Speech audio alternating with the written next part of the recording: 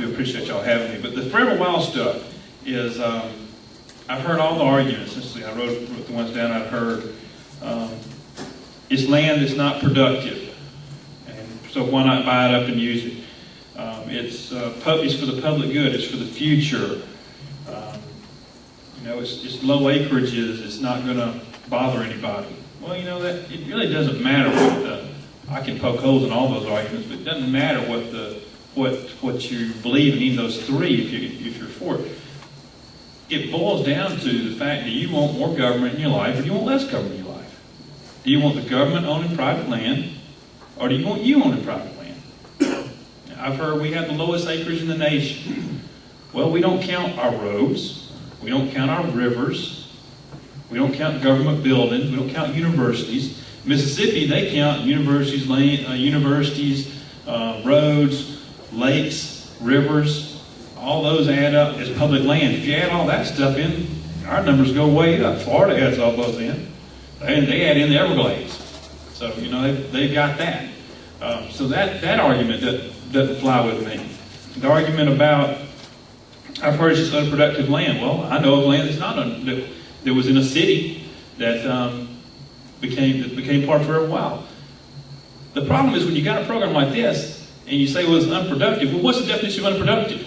Is it going to be swampland that can never, a wetland that can never be productive? Can you not drain it out? Can you not make it into farmland? Well, in Opelika, Ms. Lovell knows this, we've got a place in Opelika where the Ampex building used to be. Actually a negative property value. Negative property value. Because nothing could be done there. And it was asbestos in the building. They've torn it down now. But with a negative property value, somebody could come up and say, well, that's unproductive land.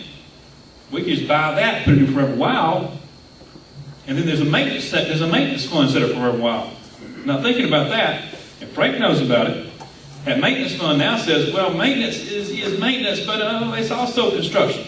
So we're going to construct a wildlife pavilion out here in a nature center. All sounds good, but it's with your dollars, with your tax dollars, that's going in. Now that land is out of production. It wasn't what your traditional Forever Wild land, what people were thinking about would be. But it's out of production. It never goes back into the economy. It's out of the tax base. So you've got to be real careful because there's broad interpretations of what Forever Wild can be. Your idea of something Forever Wild and somebody else's could be different things. And you're out here earning the money.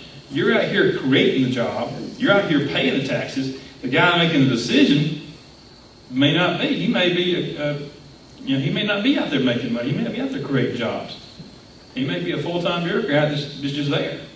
So you got to decide who's going to make the decision too. Other thing I've heard was, it's for the public good for the future. Well, all of you landowners out here, all you people who are paying taxes, and farmers, they're the biggest stewards of land that I know of. They take care of it. They preserve it for the future. I know my father did. Where's Dr. Hall? No, you do. I know you do. And so that argument doesn't fly with me.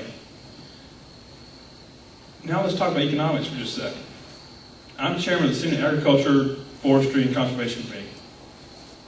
I can't tell you how big of an economic impact hunting and fishing is in Alabama. Not just from a sale of fishing license and that you go on the bait, the tackle, the lodges, the people renting rooms in the lodges, meals in lodges.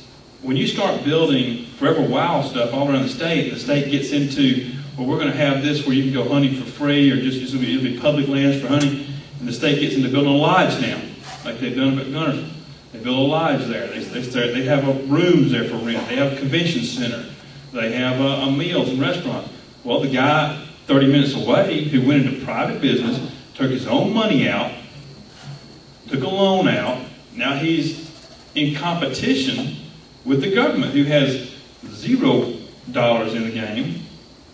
They have no overhead because it's all your tax dollars. So he's competing with a guy. He has an overhead. He's competing with a guy who has no overhead, and he's actually paying taxes he's paying the guy to compete with him. And so that goes into the account. So whenever you buy this land up and put it into the public good, you've already got people who are in the private industry who are doing that right now. And so you're going into competition, the state's going into competition with them. So it goes back to my first statement of, do you want more government influence in your life? Or do you want less?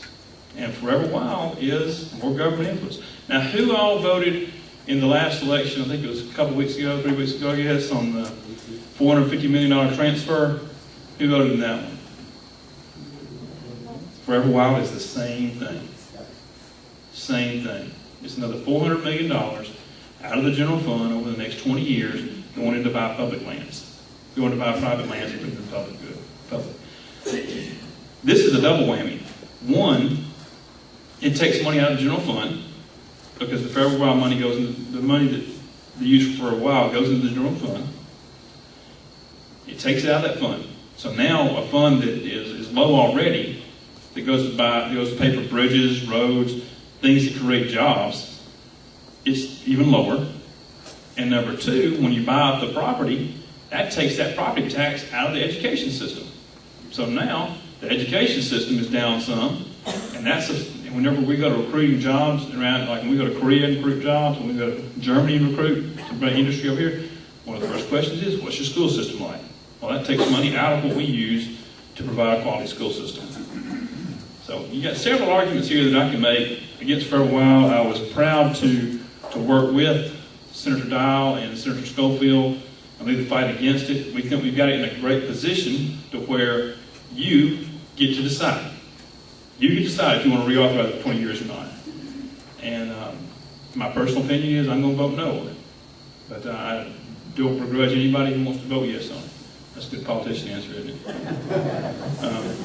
But basically it boils down to, like I said the first time. Do you want more government influence in your life, or do you want less in your life?